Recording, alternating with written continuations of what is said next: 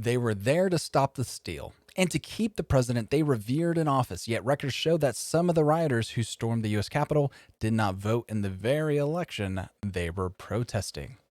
Well, I could have told you that. Didn't CNN have somebody on TV who was such a radical, violent individual that BLM and Antifa had to disavow that individual from their organization because he wanted such chaos and violence? He was calling for acts of violence. That's bananas. When you're too crazy for Antifa, you know you have a problem. And he was one of those who broke into the Capitol building. He was arrested by the FBI for rioting. So, why is this important? Well, because there's still a lot of questions that have yet to be answered. Who were these people who rioted in the Capitol? Why can't some of them be found? Why were there not enough police? There are more questions than answers at this point, yet you are trying to label half the country as a national security threat. You are trying to lay blame only on one person. So are you telling me that Black Lives Matter Antifa extremist who was so crazy that they had to disavow him, that Donald Trump is responsible for that man's behavior? Because he made it seem like he really disliked Donald Trump. So if Donald Trump would have told him to do something, it would stand to reason he would do the exact opposite because he saw Trump as the problem. Again, there's more questions than answers. We need answers. People need to look harder into this. Why did the mayor deny federal assistance? Why did it seem like there was no intel when all you had to do was look on Twitter, when all you had to do was look on Parler, when all you had to do was look on Facebook to see evidence of just a million people going to be there? You need to have enough police presence to keep bad things from happening because you have the stampede effect. One person does something stupid, you will now have hundreds and or thousands of people doing that same exact stupid thing because of the stampede effect. Jumping over to the Hill, Claudia Tenney is to be declared winner in New York House race, judge rules. Let's check. So this article was dropped February 5th. New York Republican Claudia Tenney will be certified as the winner in a race to represent the state's 22nd congressional district, according to a ruling from the state Supreme Court on Friday. The decision by state Supreme Court Justice Scott Del Conte, ordering counties and the state elections board to certify her victory, ends a 3-month legal battle. Oh my goodness. This guy sounds like Trump. She must be a Democrat. A 3-month legal battle with another House flip for no, it's with a Democrat. A Democrat is pressing a lawsuit, whittling the Democratic majority to 221 to 212. Tenney will unseat first-term rep and Anthony Brindisi. Del Conte panned local elections board for systemic violations of state and federal election law, including the Oneida County's failure to process more than 2,400 voter applications. However, the judge ruled it is not in the court's job to rectify those errors. Every single valid vote that was cast in New York's 22nd congressional district has been accounted for and counted. The judge also decided that Brindisi did not prove that certifying Tenney's win would cause irreparable harm, given that he has future avenues to fight the certification in court.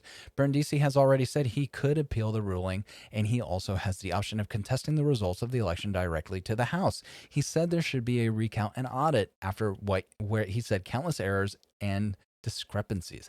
This sounds an awful lot like Trump. This is bananas. I believe a full audit and hand recount is the only way to resolve this race. With the margin so thin, the ever-changing tally, and the countless errors that have occurred arriving at Tuesday's final number, we can afford to wonder here.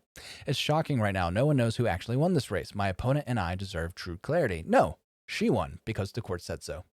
We know who clearly won. She won. And you are being a sore loser. Tenney is currently Tenney is currently leading Brindisi by 109 votes and has a 0.035% 5% lead. She first won the seat in 2016, but lost it to Brindisi in 2018 when Democrats had a wave election cycle. Her victory would bring the number of Republican women in the House to 30, a jump from 13 after the 2018 midterms.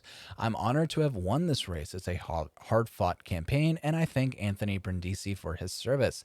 Now that every legal vote has been counted, it's time for the results to be certified. The voters need a voice in Congress, and I look forward to getting to work on behalf of the New York's 22nd Congressional District.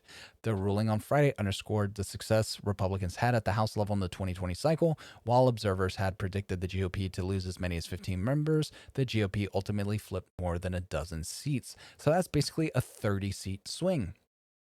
Republicans rejoiced over the victory. Claudia is a proven fighter for upstate New York who will pick up right where she left off, delivering bipartisan solutions for her district, said Republican Tom Emmer. It only took 94 days, but Claudia Tenney has finally been declared the winner at NY1082. It's about time, tweeted Kevin McCarthy. That's the 15th House seat that the Republicans flipped, and she joins 18 other women to set the record for our largest female freshman class ever. Congratulations, Claudia. Excited to add another GOP woman to our ranks to push back against Speaker Nancy Pelosi's liberal agenda to fight for our conservative values, added Representative Ashley Hinson from Ohio. She also flipped a Democratic seat in November. The victory is particularly significant for the GOP at a time when the House is so narrowly divided. The Democrats have barely any margin for error as the party looks to pass significant pieces of legislation, including a $2 trillion coronavirus relief package, $1.9 trillion to be specific. So in another article, the judge also said, well, there's no evidence of fraud. So Brindisi is pushing allegations of fraud. He's pushing issues with the tabulation of votes, saying that there's different errors or different numbers when you hand count the vote versus machine count the vote. It sounds an awful lot like basically the stories Trump was given and what Trump was banned off of social media for, what Mike Lindell was banned from social media from. Yet this individual is still on social media. This individual is still allowed a voice in polite society. So, shall we hold one standard? He is still contesting the results of an election that occurred 3 months ago. The courts have ruled that she won, yet he's still claiming that she didn't. He's still claiming that there's still a chance he could have won. He's still claiming that he could be the New York 22 district representative. And that is extremely dangerous, or so I'm told. Shouldn't we want to get to the bottom of this? Shouldn't have previous political candidates been allowed to get to the bottom of the well when it comes to discrepancies, to violations of law? That's what we're supposed to do. But unfortunately, certain people were not afforded that opportunity, where this person quietly has been given months and months and months to do this. But I guess it's okay when the male patriarchal society is trying to steal an election away from a woman. Then it's okay.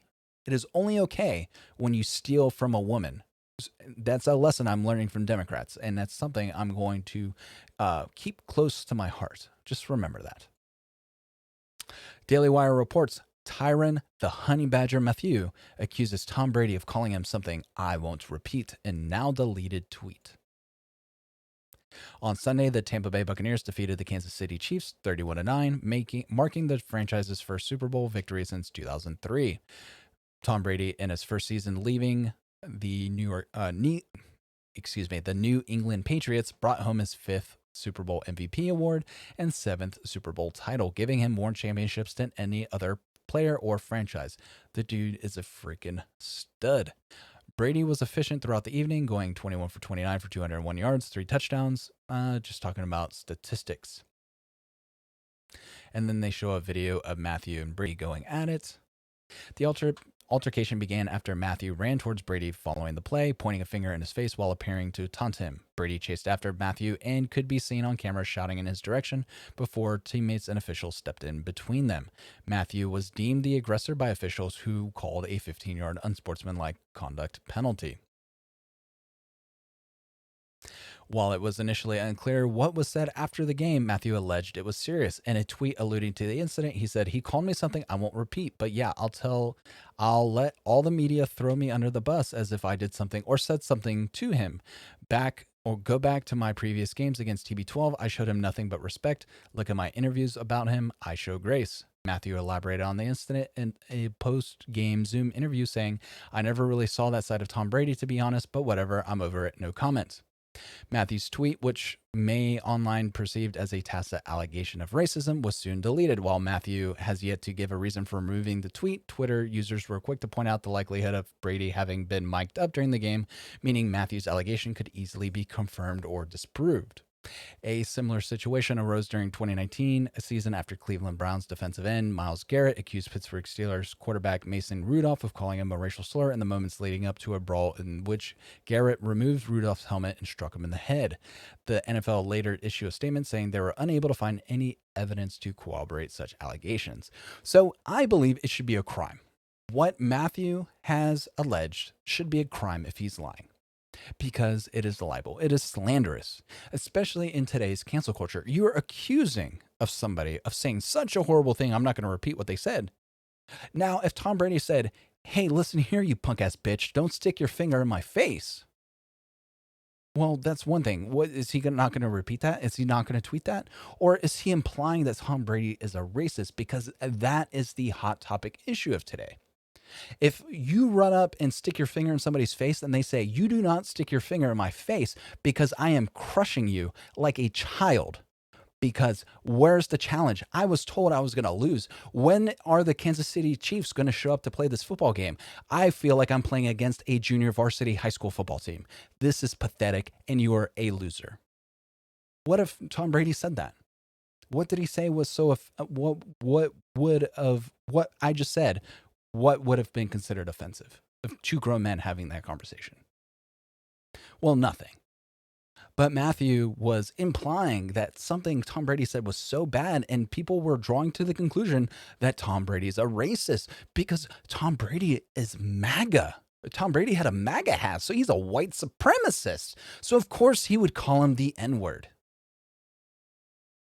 Don't you think that should be punished if that turns out to be false? If Tom Brady is mic'd up and it is proven that Tom Brady did not say anything inappropriate beyond, hey, stop being a little punk ass bitch, get your finger out of my face, or I'm going to teach you a lesson, right?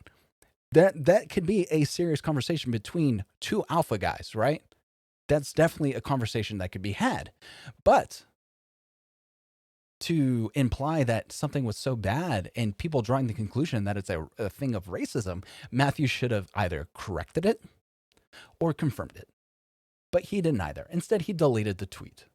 So if it turns out Brady was mic'd up and they showed the conversation and there was no racism involved, I believe Tom Brady should sue the shoes off of Mathieu, because he does not deserve, and he doesn't deserve to play in the NFL. The NFL should not want to have players in the league who claim to be the victim, that after they lose, they try to say, oh, the other team's quarterback is a racist.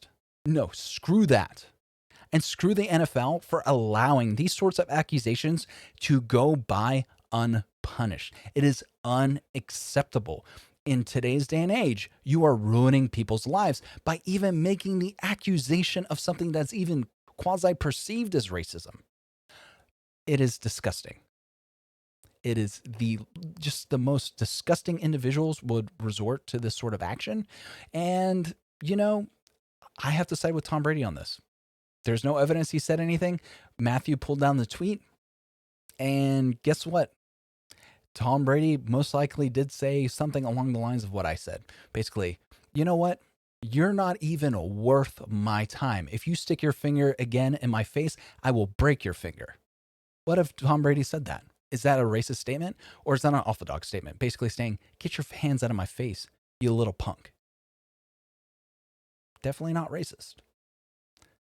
All right, before I get to the last segment, why don't you go ahead and smash that like button, comment if you haven't, subscribe to the channel if you haven't already, and if you'd like to contribute to the show, please go to notcensoredyet.com/donate. You'll find links available where you can contribute to the show. Every little bit helps, and we wish to stay independent from outside influence. So the Hill reports, Biden says COVID-19 response was even more dire than we thought. President Biden spoke on CBS News and discussed the challenges of inheriting President Trump's COVID-19 response. He and NFL Commissioner Roger Goodell are planning to use NFL stadiums as vaccine centers.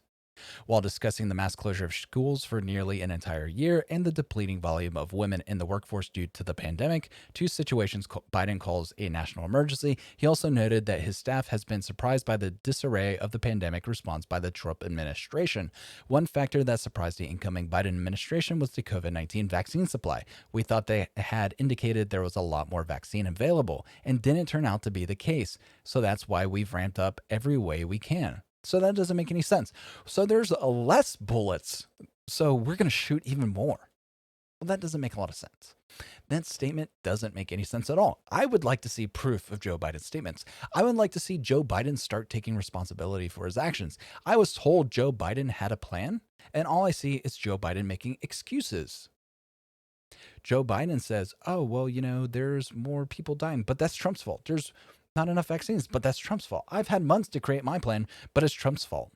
I've had months to fix my school to prison pipeline. I've had years to fix my pro-segregation policies, but somehow that's still Trump's fault. I've had years to do X, Y, or Z, but it's Trump's fault.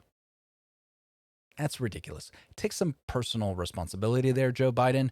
Why don't you learn a thing or two about showing initiative, actually getting stuff done? I understand that you've been in the public service sector for nearly 50 years, nearly as long as my father has been alive. You've been working for government, yet you just magically managed to be unable to accomplish anything that benefits people at large. The only things you manage to accomplish are things to destroy the lives of people of color.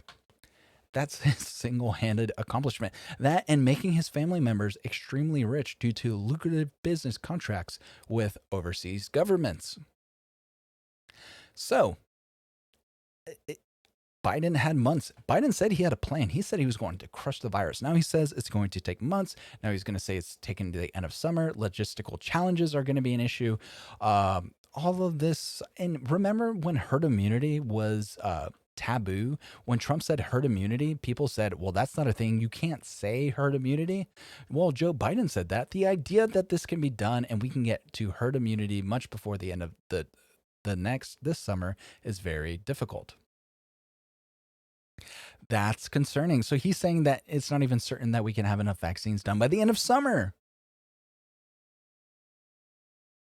This is Joe Biden's America, friends.